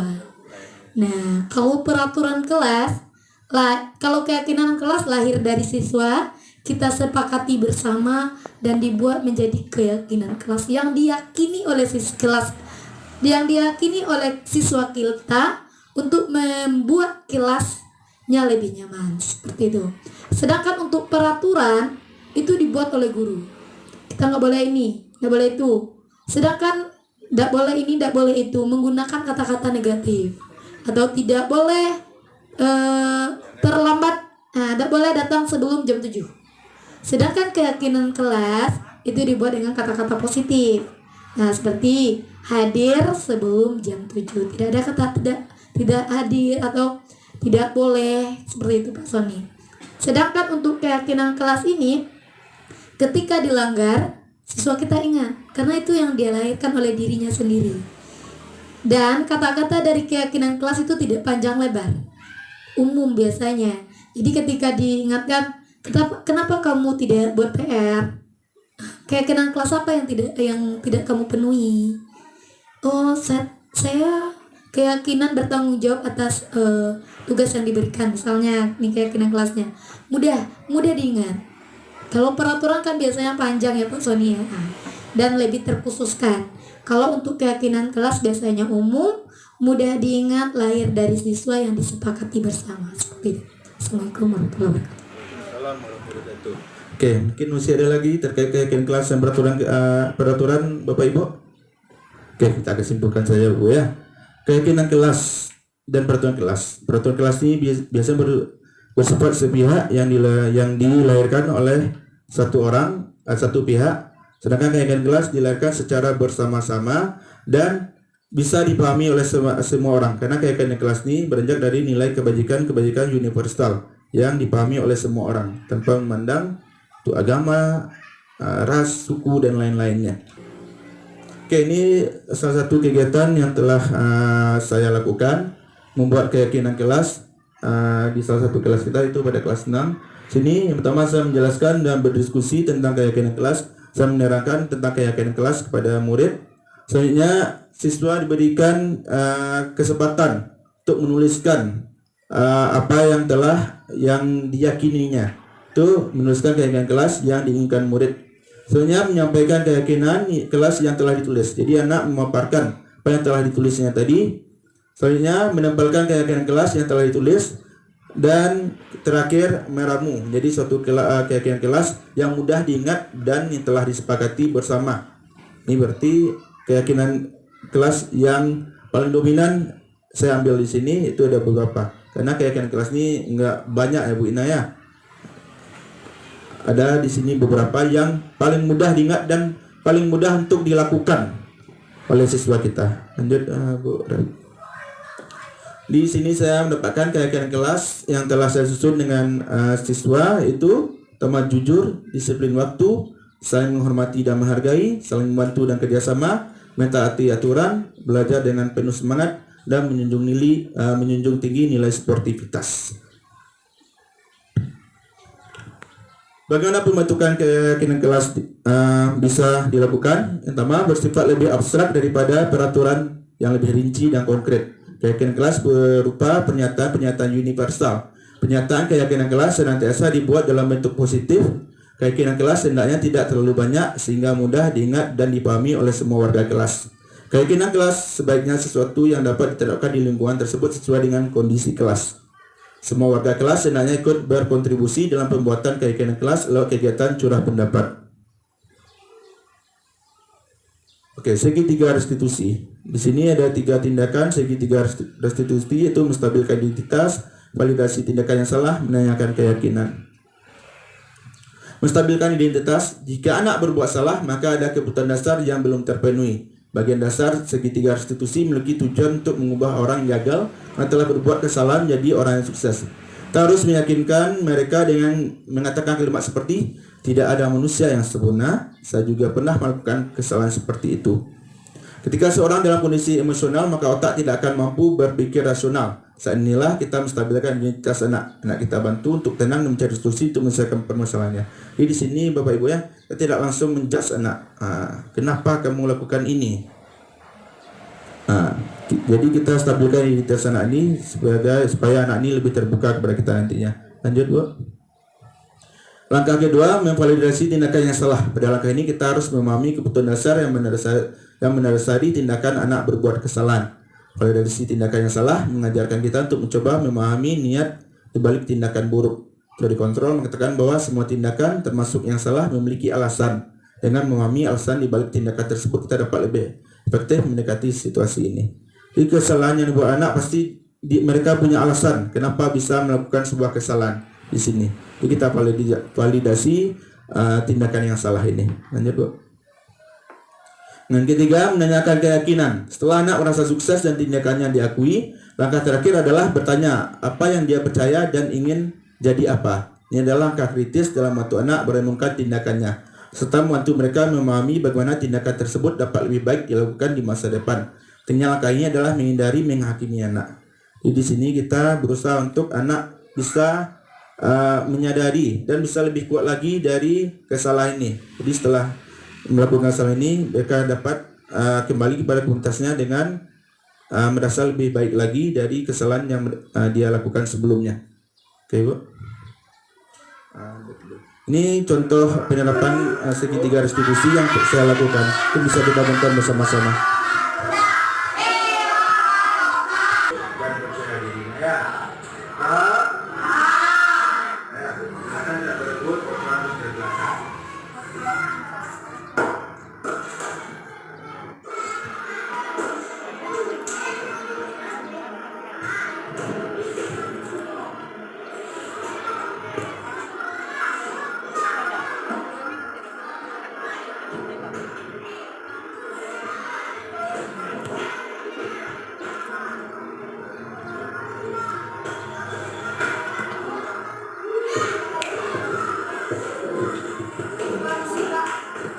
Mau kemana, Olive? Oke, silakan ya. Waktu kita tinggal sedikit lagi, nak ya. Silakan isi yang masih kosong ini.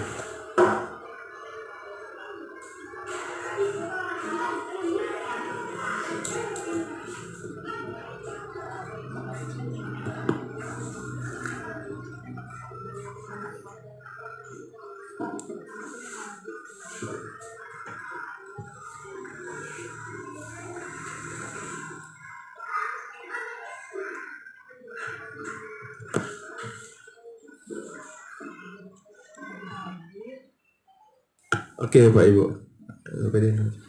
Oke, seandainya kalau kita mengambil posisi penghukum, apa yang kita lakukan pada video scan pertama ini? Bagaimana, Bu Septi? Oke, baik, terima kasih Pak Sony. Ini tadi luar biasa sekali ya. Ini anaknya tadi mencontek ya. Pertama dia sudah berdiri tadi melihatkan, tapi temannya yang dicontek itu tidak sadar. Kemudian setelah temannya pergi, baru dia ambil kertasnya itu.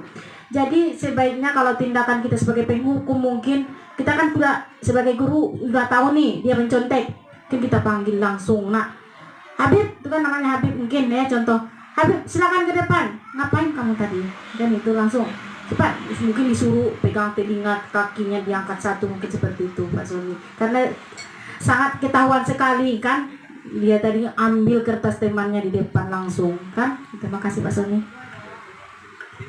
Kalau menurut Bu Ores, kalau kita lakukan itu pada posisi pembuat merasa bersalah, apa yang akan Bu Ores lakukan? Biasanya kalau saya yang ada murid anak seperti itu, saya dekati. Yang kamu nih ambil itu contoh, itu nilai siapa? Kalaupun itu betul kamu dapat 10, bangga kamu, itu punya siapa? Itu bukannya kamu, itu nilai teman kamu. Jadi dia kayak merasa bersalah. Oh ya, ini bukan nilai saya ya, ini nilai teman saya ya. Jadi kayak penekanan. Nah, biasanya saya kayak gitu Pak Sony. Beri dia penekanan. Iya, kamu dapat 10, kamu bangga dapat 10. Yang 10 itu punya kamu dak? Hasil olah kamu dak? Nanti dia diberi tekanan situ saya seperti itu cara memberikan atau mendekati anak yang seperti itu Pak Sony biasanya. Ya. Terima kasih Bu Rasya dan Bu Septi atas pendapatnya. Di sini saya mencontohkan tadi, mungkin kalau seandainya kita ambil posisi penghukum atau merasa bersalah, bagaimana tindakannya? Karena ini pasti alami kan keluar pada diri kita. Pada penghukum tadi, mungkin tanpa kita sadar akan kita perkataan keras atau apa sudah keluar, tanpa kita sadari di sana banyak teman-temannya, banyak orang yang akan menyaksikan, dia akan dimarahi, mungkin akan merasa dipermalukan di depan teman-temannya. Begitupun para polisi merasa bersalah, mungkin kita akan ganti seperti kata Boros tadi. Apakah kamu akan bangga dengan nilai dari contekan kamu tadi? Apakah kamu tidak percaya terhadap diri kamu sendiri? Salah satunya. Di sini saya menggunakan belajar untuk menggunakan segitiga restitusi. Mungkin bisa kita lihat sama-sama tindakan yang saya lakukan di sini.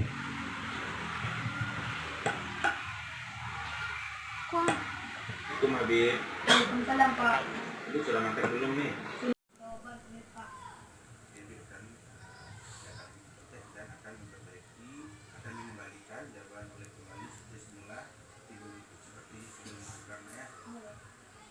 Apa yang dilakukan oleh Jenny ya dan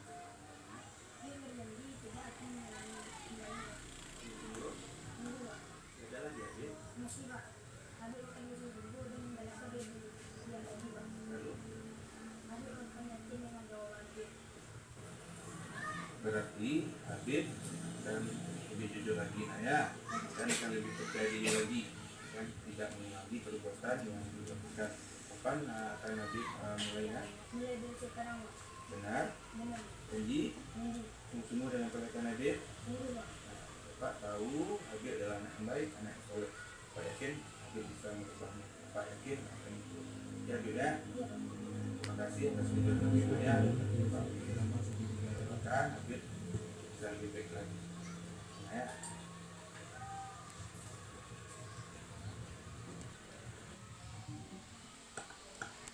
Oke Bapak Ibu semua, di sini saya berusaha untuk melakukan segitiga restitusi kepada Habib, anak kita tadi. Boleh dilihat lagi segitiga tadi, Bu. Oke, yang mana di sini pertama saya menstabilkan diri Habib agar anak ini, Habib ini bisa terbuka. Kita tidak langsung menjudge dia atas kesalahannya. Yang kedua, saya validasi tindakan yang salah. Habib telah mengakui atas kesalahannya bahwa mencontek dan menukar lembar jabatan itu adalah suatu perbuatan yang salah. Dan terakhir saya menanyakan keyakinan kelas, di mana di sini adalah percaya diri. Itu yang tidak ada pada Habib. Habib berusaha untuk jujur dan percaya diri. Tadi Habib berusaha untuk tentang ke kelas, yaitu jujur dan percaya diri, di mana Habib akan berusaha untuk akan berbuat jujur dan lebih percaya diri lagi akan jawabannya.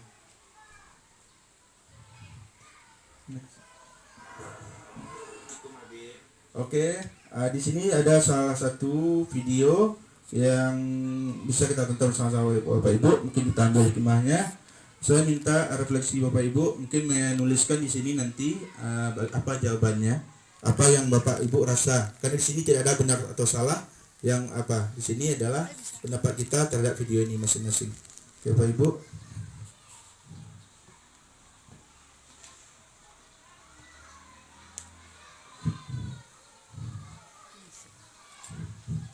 Ibu sudah pernah bilang semua, kalau ibu sengaja mengambil jam pertama untuk mata pelajarannya ibu, untuk melatih kalian disiplin. Kalian tahu kan peraturannya ibu?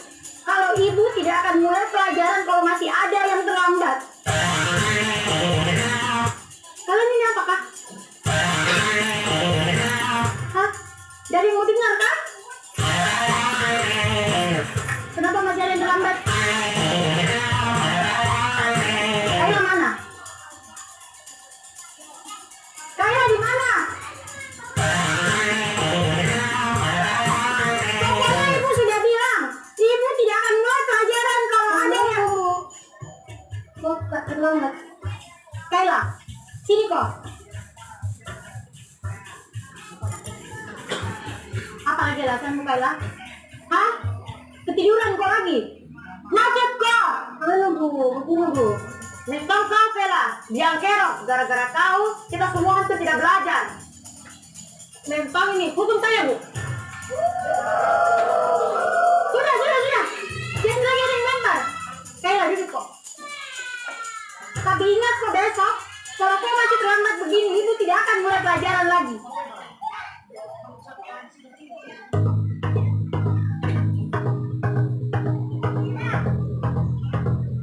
Selamat pagi anak-anak.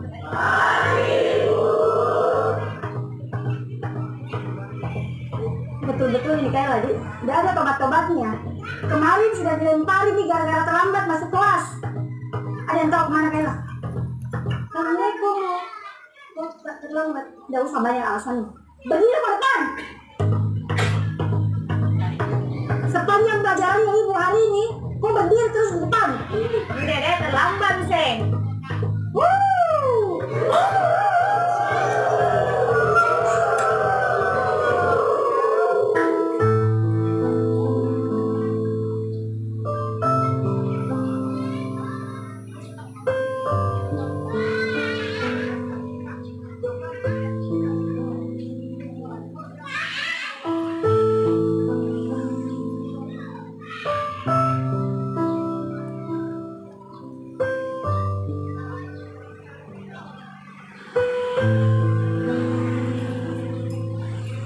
Sudah 1 jam lebih nih Kayla tidak datang. Kira-kira ada yang tahu kemana Kayla? Mungkin hari ini tidak masuk ibu, karena takut tidak kasih surat ke orang tuanya.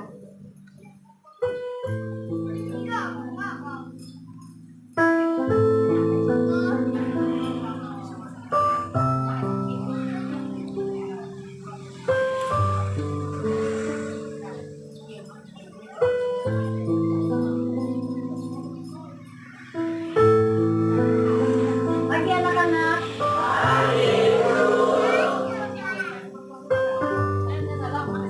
Masuk kok Kayla. Udah terlambat mau lagi. Kayla ke depan kok. Kenapa Bu? Berdiri kok di situ. Hari ini saya benar terlambat sudah kena sesuatu buku. Kok nggak masuk kok kemarin? Sekarang jelaskan kok kepada kita semua di sini kenapa kok selalu terlambat dan malah kemarin kok nggak masuk. Kayla, jelaskan kok. Bicara kok. Kayla. Maafkan ya teman-teman, karena gara-gara saya kalian semua nggak belajar. Hari pertama saya terlambat karena mamaku dengan berdagang.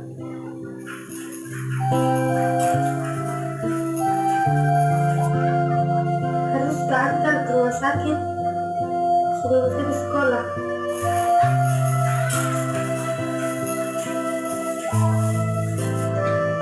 Hari kedua saya terlambat ke sekolah karena harus ke rumah sakit. Suapin makan dulu mamaku, baru saya ke sekolah. Hari ketiga kemarin, saya tidak masuk sekolah.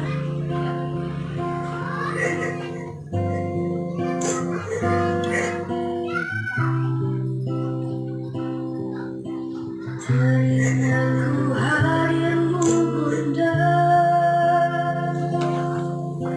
menjagaku di kecil dulu. Dalam diriku, apakah tergetar hatimu?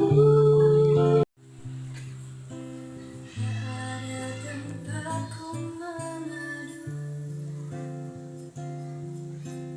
tangisku dalam diriku. Kalau bukan bapakku, suruh kerja di insinyur, gak bakalan tak masuk sekolah hari ini.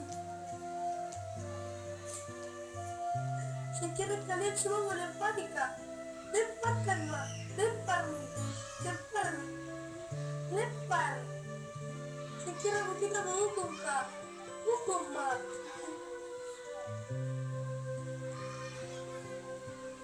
Apakah tergetar hatimu? Sia-sia aku terjatuh. Rinduku hadirmu oh bunda. Oke, terima kasih Bapak Ibu telah nonton video pertama tadi.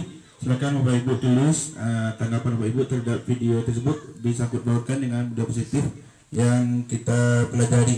Dan mungkin ada Bapak Ibu yang mungkin mau langsung menanggapi secara langsung video yang pertama tadi. Oke, Bu Res. Saya kayaknya lagi Pak Sony. Terima kasih atas kesempatannya Pak Sony. Nggak bisa saya tuangkan di dalam kertas yang Pak Sony berikan karena ini sangat menyentuh sekali Pak Sony. Langsung saja saya merefleksi dengan apa yang saya rasakan dengan menonton video yang Bapak Sony paparan tadi, yaitu sikap guru di sini kayaknya dia sepihak saja. Dia aturan dia sendiri, tata tertib dia sendiri, keyakinan kelas dia sendiri, peraturan dia sendiri yang punya. Otomatis anak muridnya akan mengikuti tanpa ada masukan atau usulan dari murid-muridnya. Jadi karena sudah keadaan yang membentuk kelas seperti itu, jadi ada salah satu murid yang mengalami atau yang mempunyai suatu masalah yang nggak bisa dia ungkapkan, tidak ada dia yang punya kesempatan untuk membicarakan, tidak ada wadahnya dia untuk membicarakan masalah apa yang hadapi sekarang. Jadi dia mengemban sendiri, dia mengendapkan sendiri masalahnya itu. Terus dengan beriringnya waktu, beriringnya udah berapa hari dia diperlakukan seperti itu dengan keadaan yang membuat gurunya keadaan kelasnya seperti itu. Jadi sehari, 2 hari, 3 hari dia nggak datang, pas 4 harinya dia datang, kayaknya dengan datangnya tepat waktu, mungkin dengan datangnya dia tepat waktu, mungkin dia ada orang tuanya beramanah mungkin dengan dirinya. Kamu harus menjadi apa nanti saya kalau sudah pergi, kamu harus melanjutkan cita-citamu. Dengan dorongan dari yang kuat dari dalam dirinya, dia datang tepat waktu Pak Sony. Datang dia tepat waktu tersebut lah. Gurunya mempertanyakan kenapa anak-anak teman-teman sebayanya udah menyiapkan, biasanya dia melempar seperti apa ya udah siapkan. Terus dengan disuruh dia ke depan menjelaskan kenapa 3 hari dia 2 hari terlambat, 1 hari tidak masuk, diceritakanlah di sana. Diceritakan dari pertama dia sekolah, ingin pergi ke sekolah dengan keyakinan orang tuanya dia ingin jadi seorang insinyur katanya, bukan apa-apa dari dorongan orang tuanya katanya. Ceritakannya lah. Jadi situasi saat itu sangat membuat semua yang ada di lingkungan kelas itu merasa bersalah jadinya. Bersalah dengan tindakan yang tidak tepat yang diberikan oleh gurunya tersebut. Begitu cerita Sony. Tanggapan yang saya terima di video ini Pak Sony, refleksinya. Bu Septi juga memberikan tanggapan, silakan Bu Septi. Baik, terima kasih Pak Sony. Ini tadi videonya sangat menyentuh sekali ya. Kalau refleksi saya sebagai seorang guru begini Pak Sony. Jadi kita bisa mengambil pelajaran dari video tersebut. Kita tidak bisa langsung menghukum anak seperti itu Pak Sony. Jadi kita tanya dulu apa masalahnya. Ini kan tadi terlambat ya. Apa masalahnya? Apa kendalanya sampai dia terlambat gitu. Jangan kita langsung memberi hukuman sehingga anak tersebut merasa rendah diri atau merasa malu terhadap teman-temannya. Seperti itu Pak Sony. Terima kasih. Terima kasih Bu Septi. Bu. Baik, terima kasih Pak Sony. Adapun tanggapan saya terhadap video tadi, inilah pentingnya kita menerapkan posisi kita sebagai manajer, tidak lagi menghukum. Terima kasih juga Pak Sony sudah membuka mata kita bahwa posisi menghukum itu banyak sekali efeknya. Salah satu yang terlihat tadi efek dari Kayla tadi, sehingga dia tidak lagi terbuka, kita tidak ada komunikatif dengan mereka lagi. Nah, ini yang kita lakukan jika seandainya saja guru tadi menerapkan posisi kontrolnya sebagai posisi kontrol manajer dan menerapkan pemecahan masalah melalui segitiga restitusi. Mungkin hal ini bisa dimaklumi oleh guru. Maka setiap keputusan itu tidak melalui nilai-nilai kebenaran saja, tetapi nilai-nilai kebajikan. Bedanya nilai kebenaran dan nilai kebajikan itu beda, personal. Kebajikan itu kita terapkan adanya rasa kasih sayang kita. Kalau kebenarannya itu yang sesuai dengan kata ibu tadi. Kita sudah sepakat ya bahwa siapa yang terlambat kita tidak akan memulai. Itu nilai kebenaran karena sudah disepakati. Cobalah kita melakukan segitiga restitusi, menerapkan posisi kontrol. Kita akan secara naruliyah kita akan menerapkan nilai-nilai kebajikan. Walaupun yang dilakukan oleh Kaila salah menurut peraturan dan walaupun konsekuensi yang harus ia terima dari sekolahnya, di kelasnya, jika seandainya kita melakukan posisi kontrol manajer melalui segitiga restitusi, maka terlahirlah nilai-nilai kebajikan kita. Mungkin kita akan memakluminya. Oh ya, nggak apa-apa Nela, kamu telah selesaikan orang tua kamu dulu. Jam berapa kamu datang kami terima. Kalau kamu tidak datang juga tidak apa-apa. Mungkin itu yang akan terlahir oleh kita. Jika kita menerapkan apa yang Bapak Sony sampaikan, hal ini tidak akan menjadi pula sama kita. Tadi nampak ya, teman-temannya merasa bersalah, gurunya merasa bersalah. Yang awalnya Kaila itu nampak oleh video itu dendam. Jika ini yang dilakukan, efek dari penghukum dari ibu tadi itu tambah siswanya dendam, gurunya rasa bersalah, teman-temannya pun berasa bersalah. Tapi apakah ini akan menghilangkan memori Naila? Ini ya, memori ini yang bisa membuat kita kerdil, Pak Sony. Kerdil oleh ingatan-ingatan kita. Meskipun memaafkan belum tentu bisa melupakan. Ini sering disampaikan oleh orang.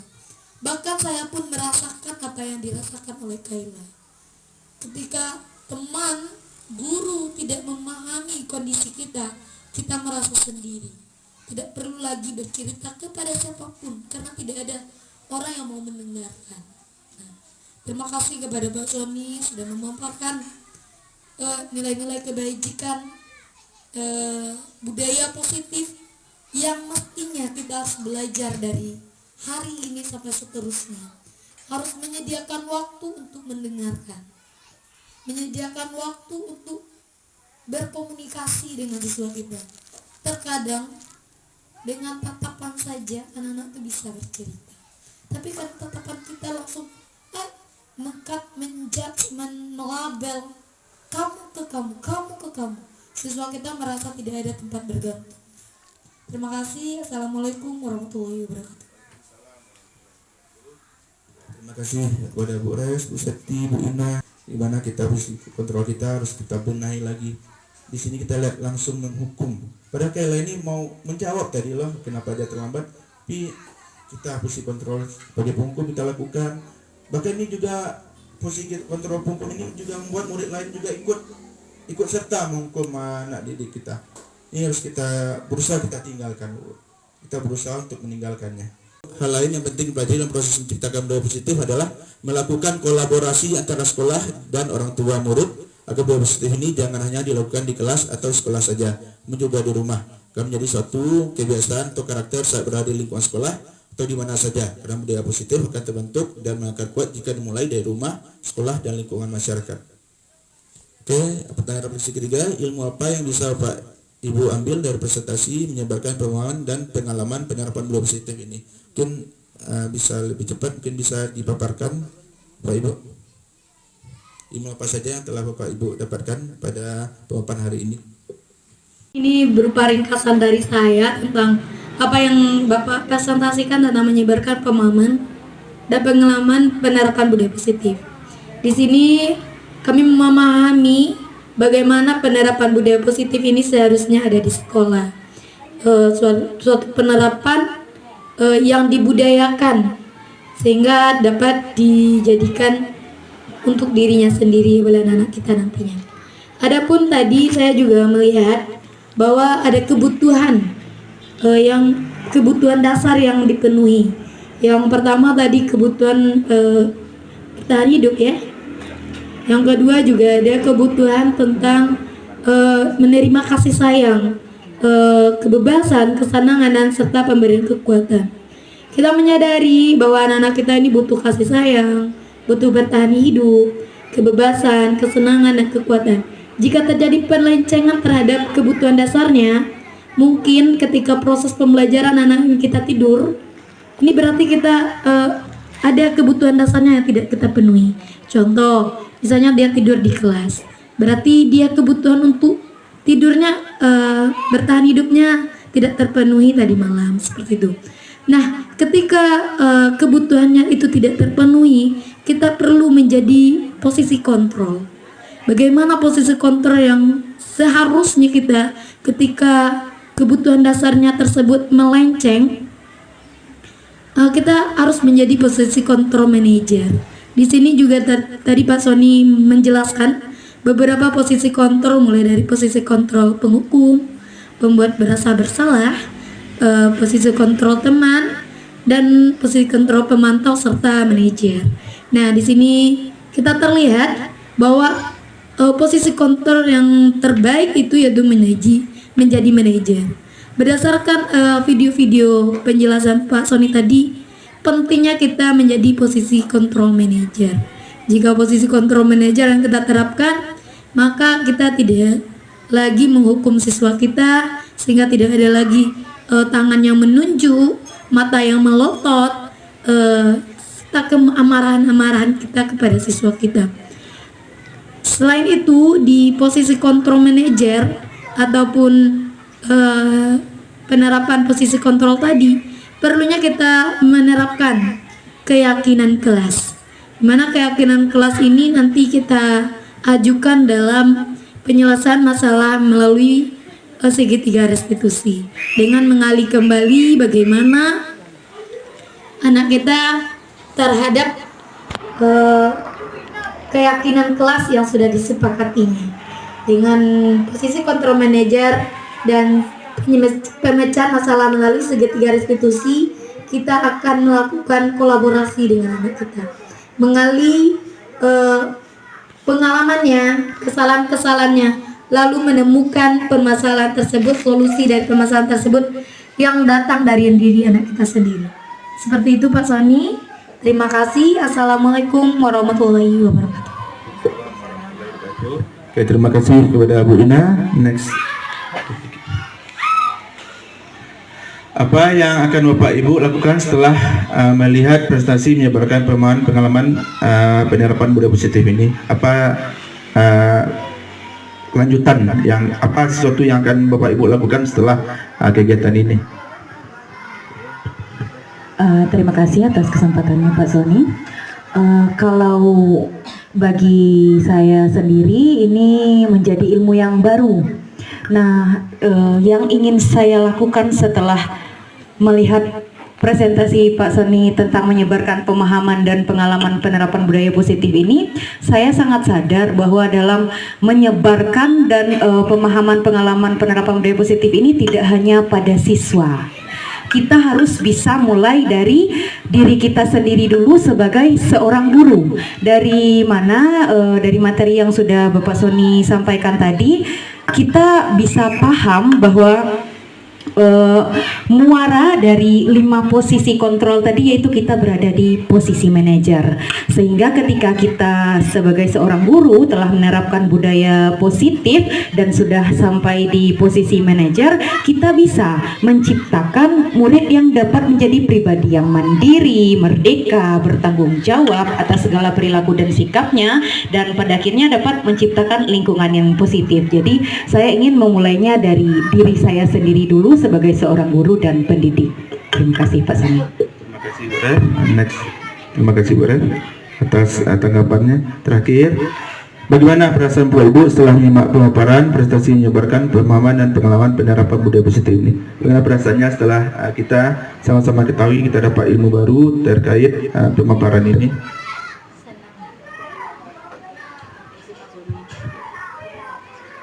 Nah, terima kasih Pak Sony atas kesempatannya lagi. Di sini bagaimana perasaan saya setelah menyimak pemaparan presentasi dari Bapak Sony tadi? Tentunya saya merasa senang ya Pak Sony ya, saya mendapatkan seperti yang Ibu bilang tadi, mendapatkan ilmu baru. Walaupun saya mungkin juga sudah mempelajari kemarin-kemarinnya Pak Sony ya. Jadi di sini saya perasaan saya sangat senang sekali karena saya memahami bagaimana budaya positif ini bisa kita terapkan di sekolah kita ini dengan baik, terutama biarlah dulu untuk lingkungan sekolah, untuk kelas kita saja dulu kita terapkan, baru nanti di lingkungan sekolah kita. Mungkin seperti itu saja Pak Sony.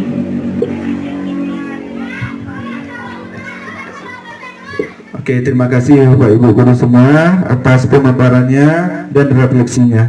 Saya bersyukur bisa melakukan presentasi ini.